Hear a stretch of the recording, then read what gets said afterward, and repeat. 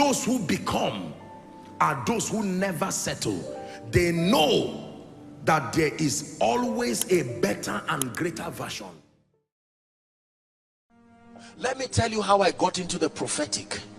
I didn't used to prophesy or do, I could, you know, word of knowledge here and there, but it was not to that extent. One night I was watching the video of William Branham, a man that had been so criticized by the body.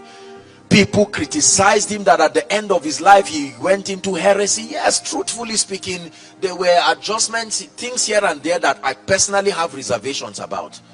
You see, the ability to adapt is your proof of honor. You must adapt to people's weaknesses and limitations. Elijah was a temperous man, but Elisha endured it to receive the grace. Waiting for perfect vessels to transfer grace for you, you will never find one. Adaptation is proof of honor. There were many things that were done by the great prophet that I have reservations for. I may not bring them to the ministry, but that's too small a reason to not open up my heart and receive. When I returned back, the dimension of the miraculous that I stepped into surprised me. I said, what is this? It's amazing how easy your life can be when the grace that sponsors that result comes on you. And it is amazing how hard your life can be when the grace that is allocated for the result you seek is not on you. We're wrapping up. I'm praying 2 minutes, 3 minutes, and we're done. But it's important to establish this so that the prayer will be able to find a place in our hearts.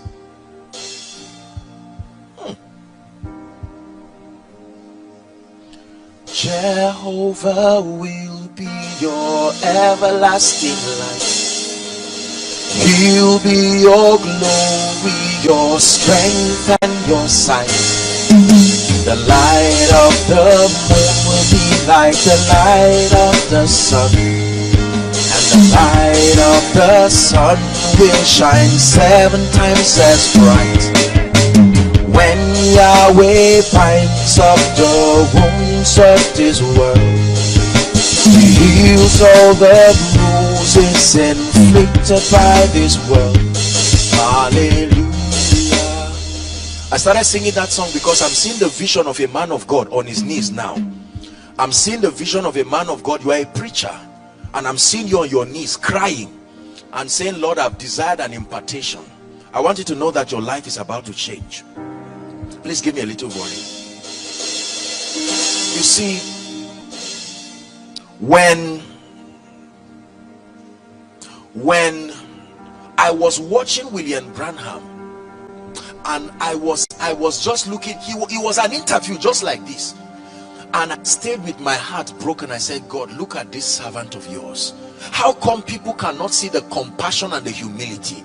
Listen, don't criticize a man until you know the weight of what he is carrying. There are ministers you are seeing, the burden and the grace upon their life is heavy. Pray for them, don't talk about them until you can. Look at Moses, was carrying a dimension and was quiet. A part of his spirit came on 70 elders and none of them could stand. That's what one man was carrying.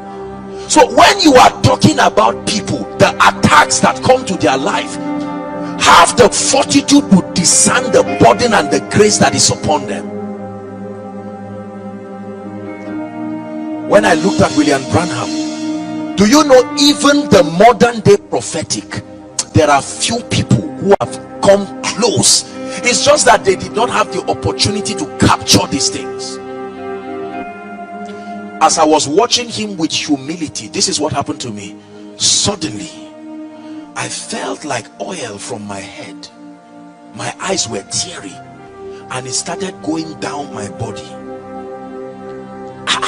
Cold sensation, like I was in a fridge. I said, what is happening? It started going down. It took like 30 minutes and then it just left. The next meeting I went to, and the heavens opened. Lord, what is this dimension you are bringing me into? Oh no. I remember when I went to pay for 2 women They were buying sugar cane or something, I can't remember. And I told one of the women, for some reason I was drawn in my spirit. I said, these mothers, I may not have much to help them, but I said, can I sow into their lives? And I said, please, the woman was trying to lose her wrapper to pay. I said, this is a mother like me, let me honor this woman. And then I began to, I brought out 100 naira, I think, and I paid for them. Pastor, when I did that, the women began to bless me, frail mothers. And one of them looked at me and said, my son, forever walk upon gold.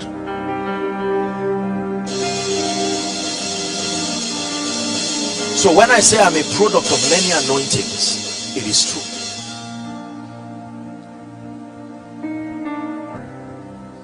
A product of many anointings.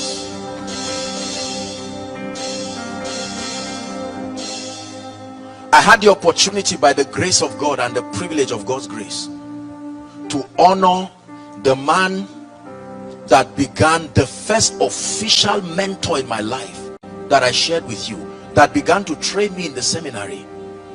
I had the opportunity a few days ago to search for him and to honor him. And I told him, after many decades, what you have done still stands. And I am grateful to return back. No matter what I've become today, I know you are an old man there, but I want you to know that I am wise enough to return to you to say, God bless you. And he sent a text and began to prophesy. This is how we rise, by discernment. Emoji will destroy us, and you may not backslide, but you will camp at a level. You will keep preaching things you cannot defend.